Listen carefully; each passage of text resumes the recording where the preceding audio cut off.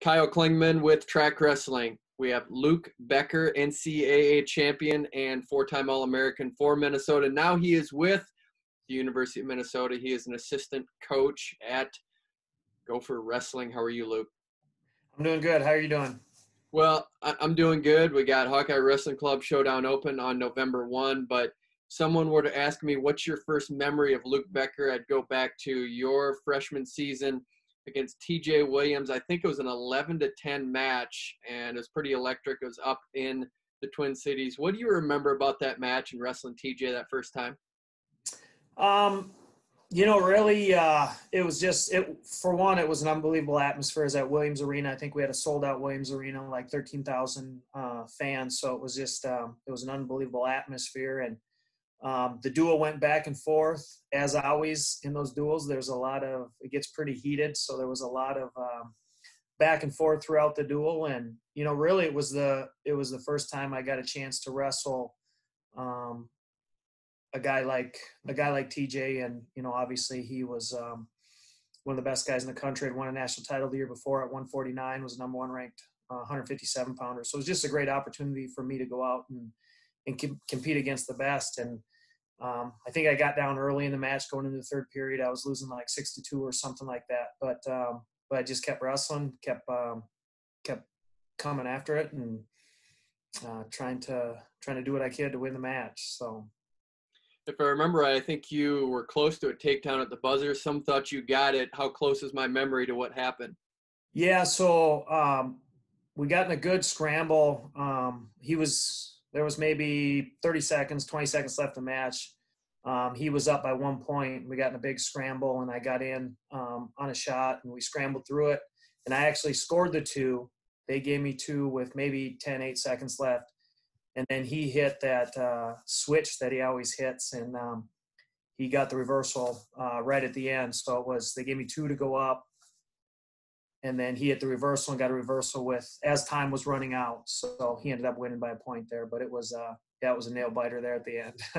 Minnesota was really coming on the rise when you attended there. You're from Minnesota, but when did Minnesota wrestling become part of your thought process that this was a program that's really doing well?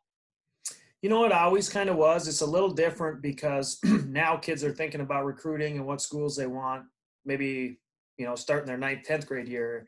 And really you didn't, you watched some wrestling, you heard, heard a little bit about what was going on in the college ranks and some of that stuff. But at that time, when I got into my junior year, Minnesota had won their first trophy in 1997. So they were up and coming and on the rise, and there were some really positive things going on. And, obviously for me, being a Minnesota kid and being able to have the opportunity to stay home in a program that was developing and really becoming a national power at that time, it was just really kind of an easy decision for me. So.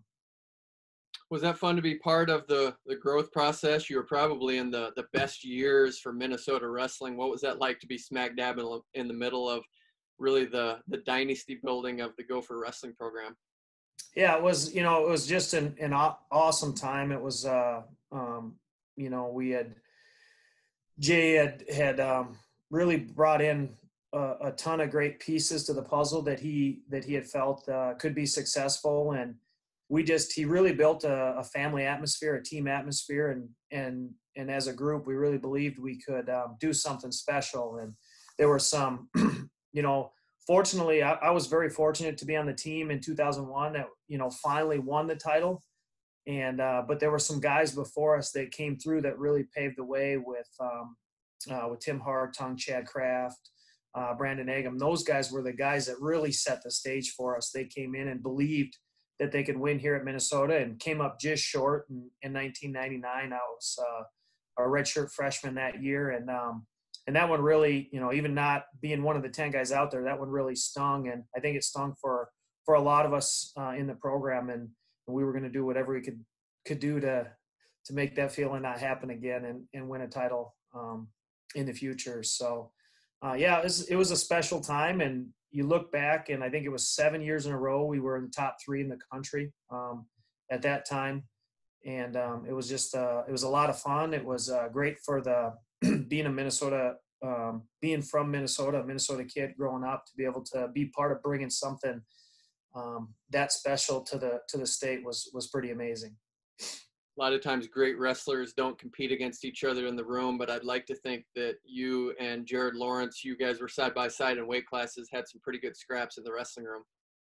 Yeah, we definitely did. You know, we were we came in together in the same class. We were roommates the entire time. We were training partners, really best friends at the time, and it was really awesome. Jared was a hard-nosed guy. He wrestled super hard, super intense, and we had a lot of battles, and neither of us really gave each other anything. I remember one time, it was my freshman year, I think our freshman year, and we were in a good scramble, and Jared was in on a leg, and he was going to do whatever it took to score. And we were getting towards the edge of the mat, and he kind of popped my knee a little bit, and there were times where I got heated, and I'm kind of rambling here now, but yeah, there were a ton of awesome battles, and it was great to have a guy of that caliber to be able to compete with, that you were that close with. And then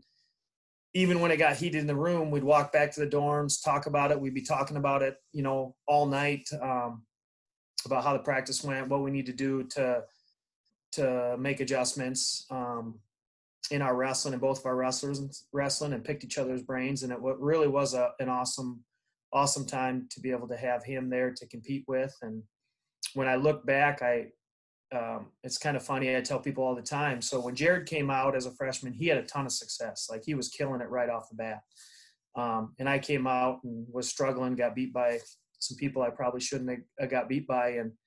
And I wouldn't say jealous, but he was having a ton of success, getting a lot of notary. And I was like, man, I know I can, you know, I know I'm just as good as that, and I can have some of that success too. So he was in essence, kind of helped motivate me to get to where I needed to be my freshman year, about halfway through that season. So Minnesota is currently in the conversation for the greatest wrestling facilities, not in the country, but on the planet. It's unbelievable. 6 full mats, and not just the wrestling facility, but just everything surrounding it, with the cafeteria and the accessibility for these athletes. What's that been like to go from the wrestling room you were in, which was in the basement, the dungeon, to this unbelievable facility right now? It's been different, that's for sure.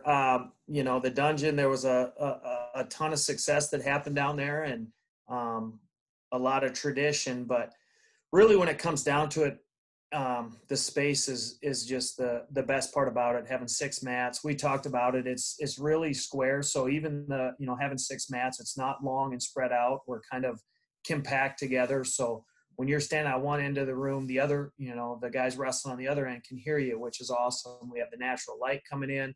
Our offices are all glass offices overlooking the facility. And it really is just, is great. We're all day long, we're sitting up in the office, and we go walk over into the lounge and grab a coffee or something. You can see guys down in the room working out, trying to get better.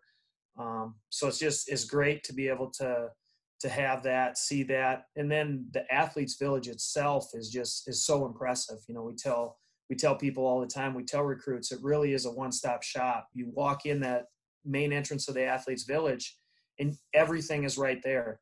You have your wrestling mats, the weight room, our offices, the trainers' offices, doctors' offices, compliance, administration, academics, the nutrition center. Everything is under that building. So you have to leave to go to class and to go to sleep at night, and that's it. Other than that, you're really set in our facility here. So Hawkeye Wrestling Club Showdown Open is November 1 on Trackwrestling, starts at 6 p.m. You have an athlete in Zach Sanders who is going to be participating in that. He's 32 years old. How has he kept his motivation? What have you seen from him that has allowed him to be successful this long?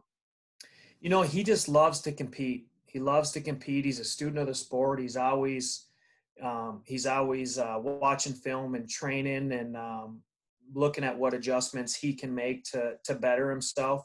We joke all the time, we don't need to when he's scouting film for our guys, he's already scouted the film on those guys at some point or another. So when we have our 125 pounder coming up, we already know Zach scouted every lightweight guy in the country because he's just a student of the sport. He knows he might have to compete against these guys. So he watches them, he studies them, and he's diligent, man. He's a guy who does everything right, from the way he eats, his nutrition, to sleep, the way he trains, everything.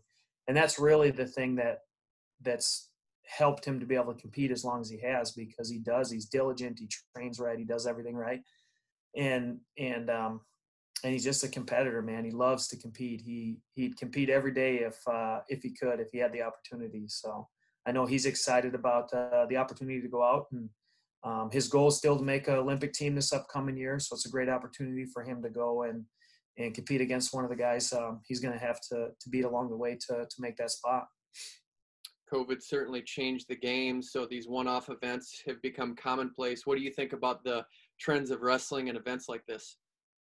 Yeah, I think it's a positive thing. I think it's a way for guys to showcase their clubs, their RTCs a little bit. It definitely something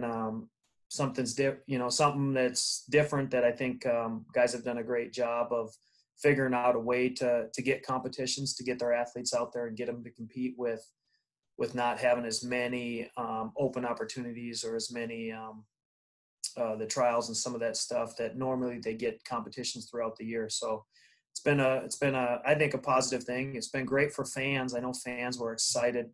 It was hard for a lot of them to sit for 6 months without any wrestling going on. So I feel like they've really enjoyed it as well too. And it's also got the opportunity to have some different matchups too, from some jiu-jitsu guys wrestling wrestlers, some MMA guys coming back, former wrestlers wrestling. It's just opened the doors for some of those other opportunities to have some different matchups that you don't see all the time. When you're recruiting a high school kid, do the high school kids, the parents, do they ask about the RTC?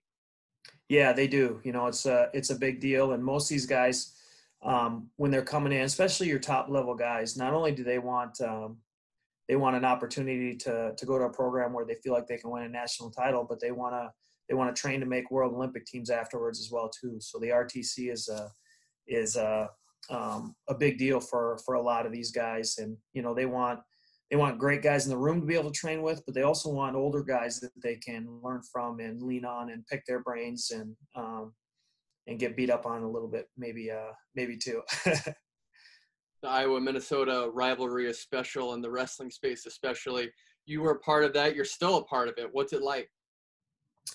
Intense, definitely those, obviously those, I would say we have similar programs, and when we competed against them, we were both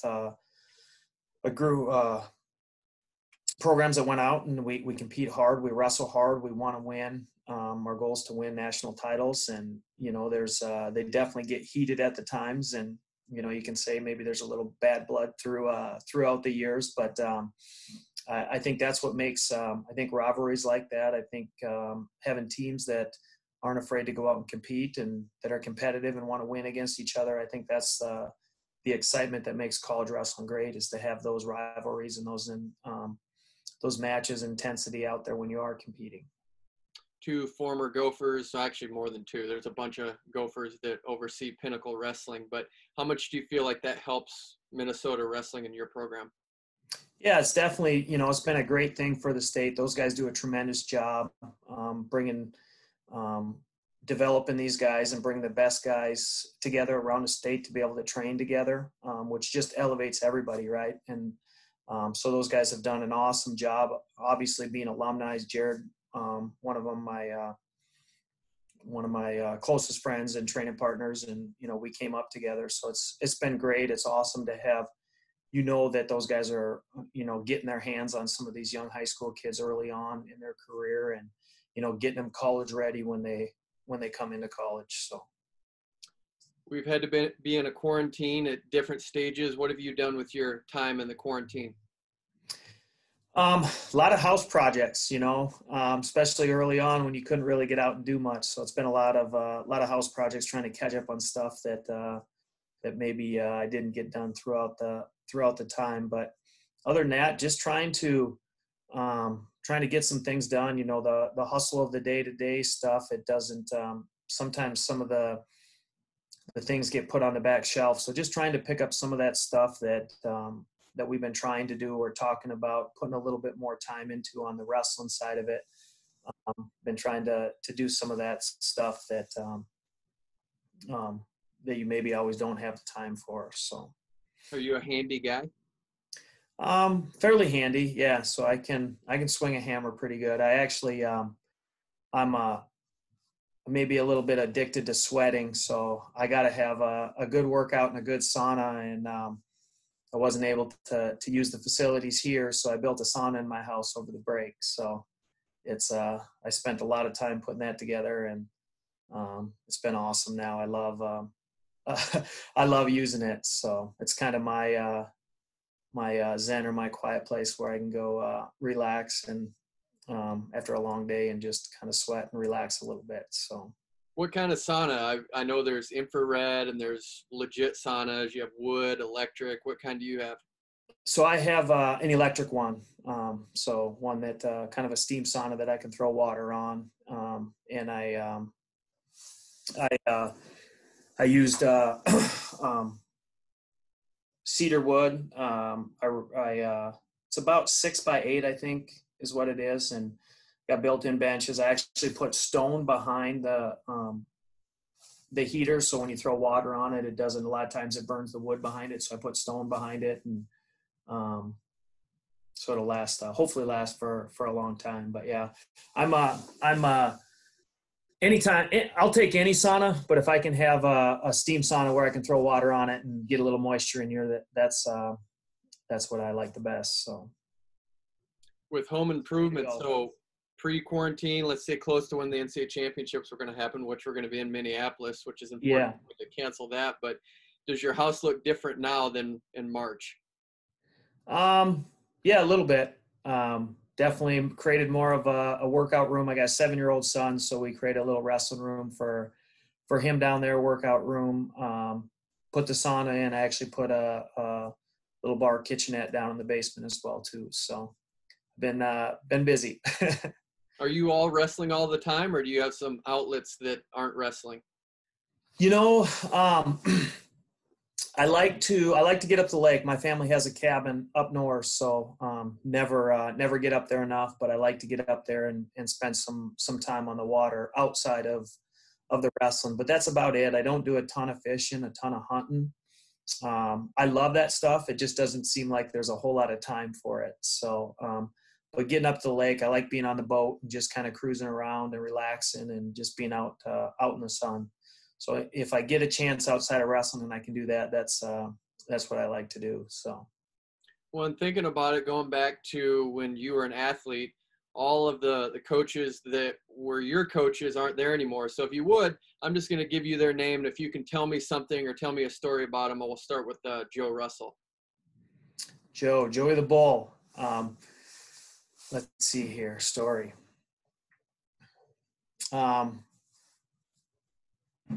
The one thing that pops into the mind is Joe used to, he had this workout where he would, we'd go back behind Bierman. There was this dirt road, and he'd get in his car and you'd have to push his car down the dirt road, and he'd ride the brakes as you're driving down there. And it seemed like everybody, you get about halfway through and someone would stop and want to help push because they thought his car was broke down. And he'd say, no, these guys are just getting a workout in. So that's the one thing that comes to mind when I think of Joe. How about Mark Schwab? Schwab, man, that guy was one of the most intense guys that I've ever been around. Very knowledgeable. He was he really understood not just the wrestling side, but the mental side of it too. I spent a lot of time with him throughout my career there, and he was the guy that really helped me out the most on the mental side. And one of I don't know if I should say this or not, but just one funny story. He was intense, man, and it was like Jay would be running a workout, and he'd say, "All right, we got a 1 minute go," and the minute go would get over. Jay would say time, and Schwab didn't go well, or he didn't get the takedown that he wanted. So he'd yell at Jay like, "God dang it! If you're gonna say a minute, you better make it a minute." he thought Jay was always cutting him short on his goes. Yeah, I'm assuming you still see Marty Morgan was there. What do you remember about him? Yeah, another it's kind of funny. Everybody always jokes, and Marty's still the guy that he was intimidating, man. You just, for some reason, he was always playing these Jedi mind tricks and wanted to keep you on your toes when you're around him. Again, just an unbelievable guy, knowledgeable. He had a way of making you believe in yourself and what you were doing and what we were doing. But very intense guy, intimidating guy, and but he's such a great guy, and he has your back at any time. And we get to see him quite a bit now. His son Rowan's on our team, is a redshirt. Was a redshirt. Well, he'll be a redshirt freshman this year. So he was a freshman last year with us. So. And then the architect of the program, Jay Robinson. Yeah, Jay, man, what can you say about Jay? He was the godfather of Minnesota wrestling. He was really he was a guy who would he'd push you, man. He was going to do whatever it takes. He was gonna outwork everybody to help get Minnesota to where he believed it could be and win a national title. And but he was a guy you could go in and sit down in his office and talk about really anything. And he wanted the best for his athletes, not just on the mat, but outside of the mat too. He taught you a lot of life lessons and was going to make sure that when we got done with our wrestling career, we weren't just great wrestlers, but we were great people, and we were set up for a great path afterwards as well too. And I'm just all those guys, man. It was such a special time when those guys were around and when they were coaching, and the opportunities I got just being around those guys and the things I learned from them. It was just it was an unbelievable opportunity to share with all those guys and everything they taught me throughout the years. Hawkeye Wrestling Club Showdown Open is November 1, live on Track Wrestling. Zach Sanders is on the card. I'm assuming you will be down there, but who's his coach going to be? I don't know. Coach Slater's our RTC coach, so I know he'll be there as well too. And we haven't decided who else is going to go down there yet for that event, but I know Coach Slater will be with them. He's always travels with our senior level guys. He's our head coach there and is the guy who's usually with those guys. And then obviously we're around all the workouts and practices and the big competitions as well too. So, but I don't know if I'll be down there yet, but it's going to be a fun event. I'm excited to see Sanders compete and see where he's at and see what he can do on November 1st. Luke, thanks for this time. In 20 years, we'll be asking athletes what they thought about you. Hopefully it's the same thing. Yeah, hopefully. We'll see. I appreciate you having me on, and it's always great to get on and talk wrestling with you, Kyle.